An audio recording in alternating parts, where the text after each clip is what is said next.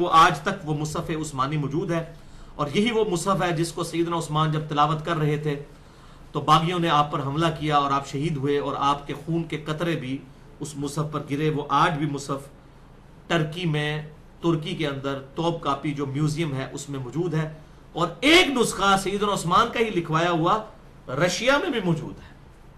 کافروں سے بھی حفاظت لی جا رہی ہے، ان کے پاس بھی موجود ہے، اور یہ ہمارے پاس بہت بڑی دلیل ہے، اور یہ بہت بڑا معجزہ ہے، اور یہ ہم بڑے وثوق کے ساتھ پوری دنیا کو یہ چیلنج دے سکتے ہیں کہ قرآن حکیم لفظ بہ لفظ محفوظ ہے، چاہے وہ رشیا کا نسخہ کو اٹھا کر دیکھ لیں، چاہے وہ ٹرکی کا، اور آج تو ایک ماڈرن دور ہے، اس میں آپ کسی بھی ایلیمنٹ کی لائف بھی فائنڈ کر سکتے ہیں۔ پچھلے دنوں بلکہ وہ پریکٹس بھی پرفارم کی گئی ہے اسی میوزیم سے نکال کر قرآن حکیم کے نسخے کے اوپر، تو اس کی لائف جو نکلی ہے وہ 650 اور 650 عیسوی کے قریب نکلی ہے، اور ظاہر آپ ان کی وفات بھی 632 عیسوی کے اندر ہوئی۔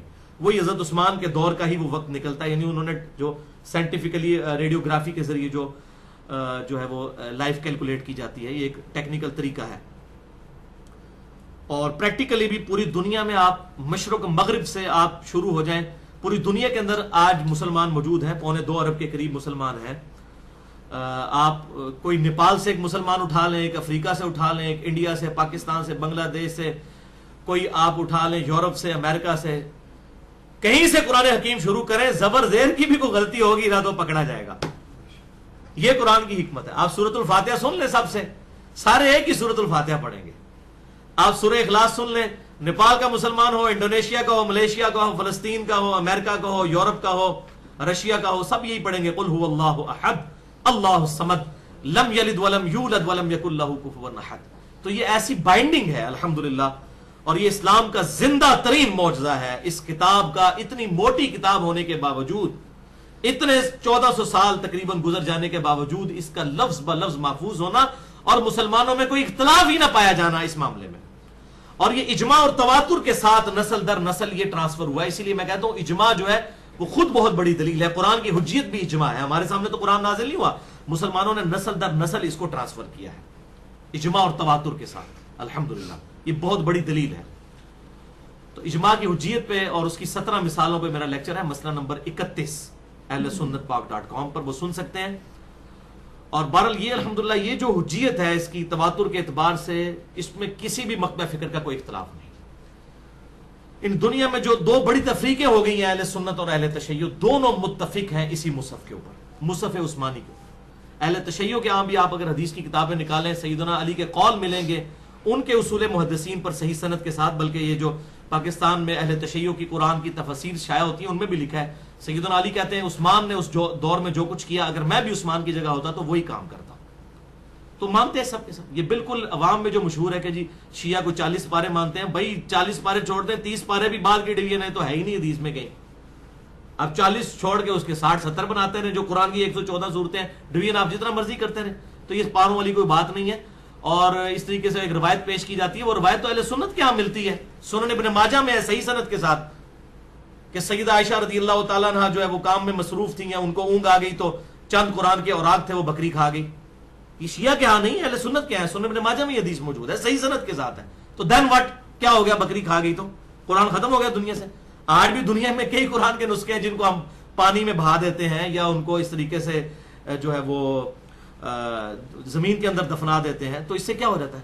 اور بسا اوقات معاذ اللہ یہ بھی ہوتا ہے کہ بعض سستی کی وجہ سے بعض اوقات آپ نے دیکھا وہ احتجاج بھی ہوا تھا کچھ سال پہلے راجہ بازار میں، گٹر سے بھی کچھ قرآن کے اوراق نکلے تھے، تو اس طریقے سے بعض لوگ شرارتاً بھی ایسی حرکتیں کر دیتے ہیں، تو کیا قرآن ضائع ہو گیا؟ تو ایک وہ وقتی طور پر وہ ایک خاص اس مصحف کے کچھ صفوں کا کچھ ہو گیا۔ ہمارے گھر میں بھی کتنے قرآن پڑے ہوئے ہوتے ہیں، کوئی اگر کوئی صفحہ شہید ہو گیا ہے، کسی بچے نے پھاڑ دیا تو اسے کیا ہو جاتا ہے؟ تو یہ ایسی کوئی چیز نہیں ہے، اہل تشیع اسی قرآن کو مانتے ہیں، پوری دنیا میں اجماع ہے۔ سعودی عرب سے یہ قرآن چھپتا ہے، یہ بلو میں، اسی کی ریڈ جو بائنڈنگ ہے اس میں ایران سے یہی اسی کاتب کی رائٹنگ سے، جس کے ہر صفحے پر آیت مکمل ہو رہی ہے، یہ ایسی زبردست رائٹنگ ہے۔ یہ شام کے وہ طلحہ یاسین کوئی رائٹر ہیں، انہوں نے یہ لکھا تھا، اسی کے کاپی رائٹس سعودی عرب کے پاس بھی ہیں، ایران کے پاس بھی ہیں، یہی قرآن چھپتا ہے۔ میں نے خود ایران کے چھپے ہوئے قرآن بھی دیکھے ہیں، کوئی اختلاف تک نہیں ہے کسی بھی چیز کا۔ ایون وقف لکھا ہوا ہے، سجدے لکھے ہوئے ہیں، انہی جگہوں پر لکھے ہوئے ہیں، اور آپ اگر پاکستان میں بھی دیکھ لیں گے، آپ میں نے اسپیشلی اپنی یہ اکیڈمی میں رکھا ہوا ہے، یہ آپ قرآن حکیم میں آپ کو جو دکھا رہا ہوں یہ اہل تشیع کا قرآن ہے. اس کا ترجمہ بھی جو ہے وہ اہل تشیع عالم کا ہوا ہے، اور سید فرمان علی شاہ صاحب کا، اور یہ عمران کمپنی لاہور سے یہ شائع شدہ ہے. یہ آپ کہیں سے بھی جا کے مارکیٹ سے خرید لیں. یہ جن مولویوں نے پٹی پڑھائی ہے کہ شیعہ مانتے ہی نہیں اس قرآن کو، تو یہ قرآن جا کے آپ خرید کے خود پڑھیں. اس میں کون سا ایک لفظ کا بھی فرق ہے. ایون ترجمہ آپ دیکھ لیں، یہاں بھی ایاک نعبد و ایاک نستعین کا ترجمہ وہی ہوا ہے، اے اللہ تیری عبادت کرتے ہیں، تجھی سے مدد مانگتے ہیں. بعد میں کوئی عالی مدد کہتا ہے تو اس کی اپنی غلطی ہے نا. قرآن میں تو یہی لکھا ہوا ہے، انہوں نے بھی یہی مصحف ہے، کوئی فرق نہیں ہے. اسی طریقے سے اہل سنت کے ہاں بریلوی دیوبندی اہل حدیث جو ہیں ان کے ہاں بھی یہی قرآن پایا جاتا ہے. لیکن چونکہ اب زیادہ تر لوگ جو ہیں وہ وہمی جو ہیں وہ ہمارے بریلوی مکتب فکر کے لوگ ہیں، تو میں ان کا آپ کو قرآن دکھا دیتا ہوں کہ یہ قرآن ہے، یہ احمد بریلوی صاحب کا کنز الایمان ہے چھپا ہوا.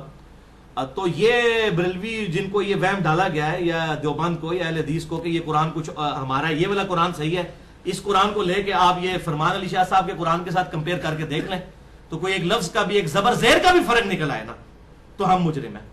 لیکن یہ مولوی اس طریقے سے پٹی پڑھا دیتے ہیں. وہاں بھی لوگوں کو پٹی پڑھائی ہوئی ہے جناب، وہ اہل سنت جو ہیں وہ امام علی علیہ السلام کو نہیں مانتے ہیں، وہ تو فلاں کو مانتے ہیں. یہ خدا کے لیے ہماری اہل سنت کی کسی مسجد میں آپ دکھا نہیں سکتے. چیلنج ہے، چاہے وہ اہل سنت میں سے گروہ بریلوی ہو، دیوبندی ہو، یا اہل حدیث ہو، یا حنفی شافی مالکی حنبلی ہو، کوئی ایک گروہ بھی ہو کہ کبھی کسی کی مسجد میں 3 خلفاء کے نام لکھے ہوں تو چوتھے سیدنا علی کا نام نہ لکھا ہو.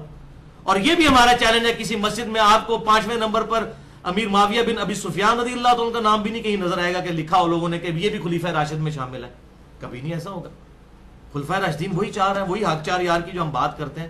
اور وہ جو 5ویں ہیں سیدنا حسن ابن علی کے 6 مہینے وہ حضرت علی کی خلافت میں ہی شامل ہوتے ہیں. تو یہ 5 خلفۂ راشدین ہیں، سب مانتے ہیں.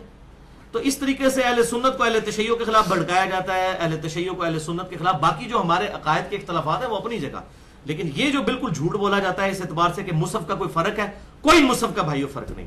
خدا کے لیے اللہ سے ڈر جائیں. اگر یہ فرق نکل آئے نا تو یہ قرآن مشکوک ہو جائے گا، کیونکہ بہت بڑی تفریق ہے.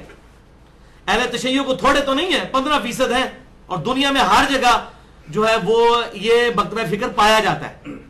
اب آپ اگر سوڈان میں چلے جائیں صرف مالکی ہیں، نہ حنبلی ہیں وہاں، نہ شافعی ہیں، نہ حنفی ہیں، لیکن شیعہ وہاں پہ بھی موجود ہے. ٹرکی میں آپ چلے جائیں سارے حنفی ہیں لیکن شیعہ وہاں پہ بھی موجود ہے. تو ہر جگہ یہ ایک مکتبہ فکر پایا جاتا ہے. اگر یہ معاملہ ہوتا تو یہ قرآن ڈاؤٹ فل پڑ جاتا. تو ایسا نہیں ہے، قرآن حکیم بالکل محفوظ ہے. اہل سنت اہل تشیع کا اس کے اوپر اجماع ہے.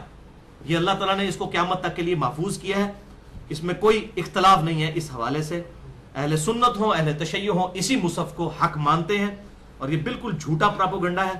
ہاں اہل تشیع کے ہاں کچھ روایتیں ایسی مردود ملتی ہیں، وہ اس طرح کی تو اہل سنت کے ہاں بھی ملتی ہیں، وہ اس کو تو وہ خود جو ہے کنڈیم کرتے ہیں. آپ کتاب پڑھ لیں حسین الامینی صاحب کی شیعت کا مقدمہ، جو اہل تشیع عالم ہے. میں نے ایک لیکچر پورا دیا ہے، مسئلہ نمبر 96، عظمت صحابہ، رد المنافقین اور شیعہ سنی اختلاف کا تحقیقی جائزہ. یہ ایکسکلوسیو لیکچر ہے، مسئلہ نمبر 96.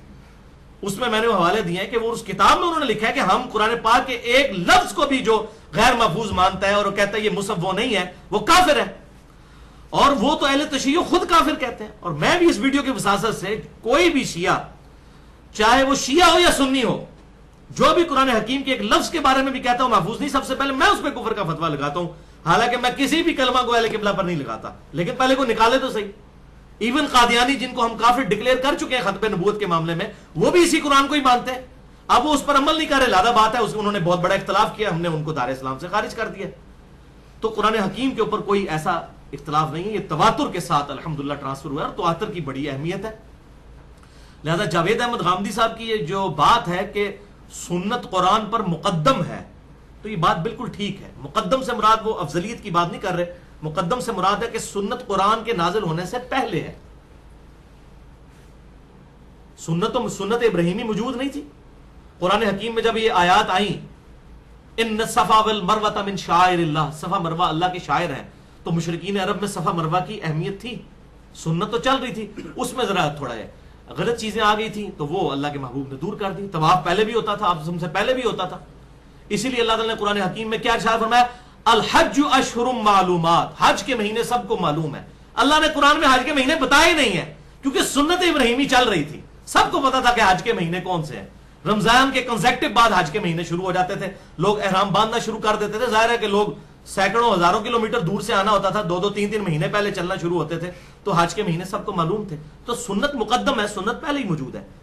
تو سنت اور حدیث کا یہ جو پارشل فرق تواتر کے اعتبار سے غامدی صاحب کرتے ہیں، وہ پارشلی بات ان کی درست ہے کہ سنت جو ہے وہ مقدم ہے، سنت چلتی ہے. پھر 30 صدی ہجری کے اندر پرٹیکولرلی آ کر اس پہ زیادہ ایفرٹ ہوئی کہ آپ صلی اللہ علیہ وسلم سے صحابہ نے سیکھی سنت، صحابہ سے تابعین نے، پھر تبع تابعین نے، نسل در نسل یہ سنت کا جو سلسلہ تھا اس کو 30 صدی ہجری میں آ کر اس کو کاپی کی فارم میں، ریٹن فارم میں محدثین نے حدیث کی شکل میں محفوظ کیا، سنت ہی کو محفوظ کیا.